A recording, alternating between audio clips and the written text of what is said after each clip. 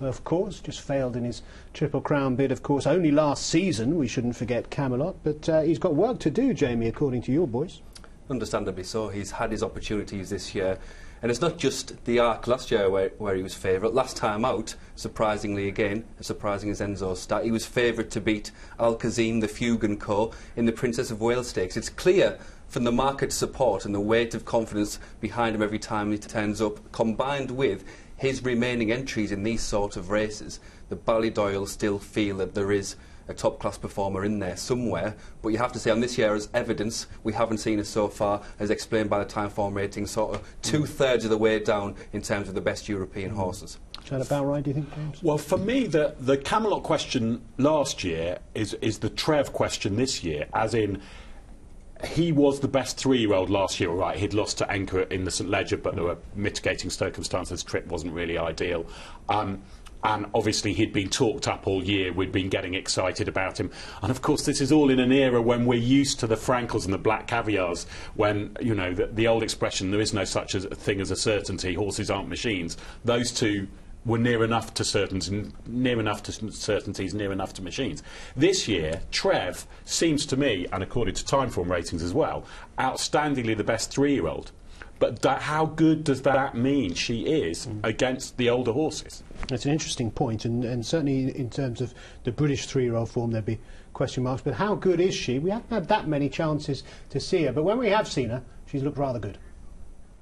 Trev down on the rail. Ondio was next, Pearl side, Esoterici, and then on the outside was Tazaday and Chiquita coming inside the final 200, and Trev gets right up on the inside. She takes a narrow lead. Here's Sealasol and Tazaday down the outside. Chiquita's also running on, but Trev got right up on the inside. She grabbed the lead. It's all over. This is a big win. Trev raced right away. She bolted in.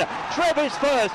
Trev is way out the back of the field here. He's going to need a bit of luck. Venus de Milo trying to get back on terms with Wild Coco. They've kicked away to Orion Love. He's weaving his way through. Frankie on Trev. Got her into third position now. Tazaday is next. 200 metres to go. Wild Coco in front.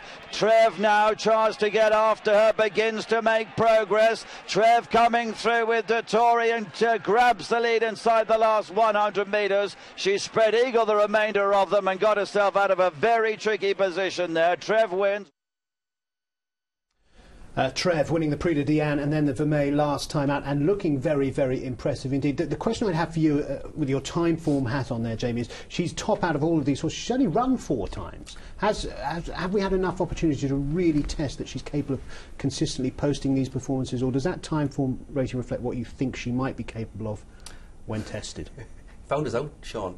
It's actually a bit of both, because it's the sectional time as well from that Vermeil which makes us believe that actually she is capable of even better than the bare form has shown. She strikes me, certainly, I don't know about you, James, as Zarkava. Whenever I see Trev, I think of Zarkava.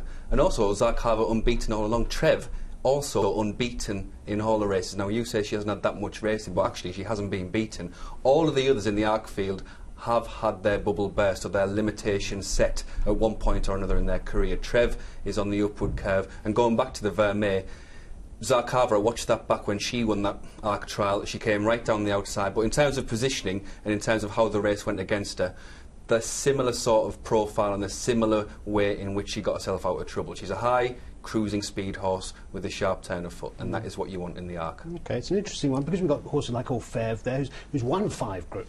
He's won more Group 1s than she's had races. Absolutely. And, is the jury in on Trev, or are we still dealing with potential? I've completely changed tune on Trev, because when I first, I wasn't that aware of her, even up until the time that she ran in the Prix de Diane, the French Oaks.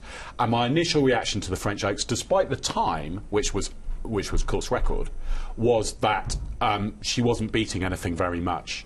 And maybe it was just because the conditions on the day, it was a very strongly run race, and the conditions on the day were very fast. But you look at the form book and you come back to horses, I mean, even I mean, maybe this is slightly tenuous, but a horse called Alterite, who finished a long way back in that race. That's gone over across to America and won a Grade 1 race. Horses like Tazaday, Chiquita, all these horses, that looks very, very strong form, but it is only 3-year-old form. And then her one attempt against the older horses, against Wild Coco, who has always looked like a Group 1 winner in waiting, and had her conditions as well, had soft ground, and Lady Cecil had waited and waited and waited to run her when the conditions were right. But actually, they'd pulled a long way clear. Trev didn't beat her by that far, but it was the manner that she did it, because she also got into so much trouble. Sectionals are very impressive. What's the angle on the times there? What did she do time-wise that is impressive? It was her finishing 3 furlongs, and we could compare that as well, because all the ARC trials are on the same day, the Foy, the Niel and the Vermeer. We've got a pretty good data set to analyse what Heach Horse did in relation to the rest. Now, as you probably know and probably will see later, Orfevre, they just literally jogged around there, and that was part of the reason why he was so impressive. But it was that final split which was so impressive about Trev. But also, just a last point, she's top on time form ratings. That's an adjusted rating, so that takes into consideration she's a 3-year-old filly and therefore gets weight and the allowances. That she's actually not done more than the rest in terms of pure form, but that weight allowance. Good point. Thank you for putting that in, because that is an important point to note. Obviously, 3-year-old filly. One man who would have a very, very good idea how good she is, of course, is the man who is on board in those races, Frankie Dettori, who has ridden some of the best horses in recent decades. What has he made of Trev? I went over to ride her 10 days ago, and she worked sensation, and you know, we were confident she was going to run good. Bearing in mind it was the first time over the trip, so we were a little bit concerned, but you know, she's a perfect horse for the track, where you know, she can travel, she can, you know, she could quicken twice, what is sort of horse you need for a race like the Arc. I mean, watching her go around there, you say travel, was she a little bit latched onto it? Well, she's a 3-year-old filly, she's a bit buzzy, but I wouldn't change it. That's the way she is, you know, and you know, she didn't run for a while, so I guess she was a little bit fresh. But you want him like that, you know. You rode around Longchamp, you want to be pulling, not pushing. And when it opened up on the inside, you're thinking, you know, you were half coming back. Is it going to open up for me? She was good down on the fence. Yeah, I mean, that's the thing about, you know, one thing that I wish for the Arc is to be drawn between 1 and 7. That's the style of racing. She needs cover, she needs to be on the fence, she needs to go through them. So I hope that I don't get a too wide a draw in the Arc, but like I said, you know, I mean, when you ride a horse like that, I'm pretty confident that when the gap do come, she can go and go through with it. So she's pretty exciting to ride. Yeah, you won it before. She feels up to that level. 3-year-old filly's got a great record. They got all the allowances. She's got 8 stone 8. She's getting almost 7 pounds from all the colts, and she's run only 4 times, so she's got room for improvement. Trained by a master class trainer like Cricket, so you know, she ticks every box, and I'll be honest with you, I won't like to swap at this stage.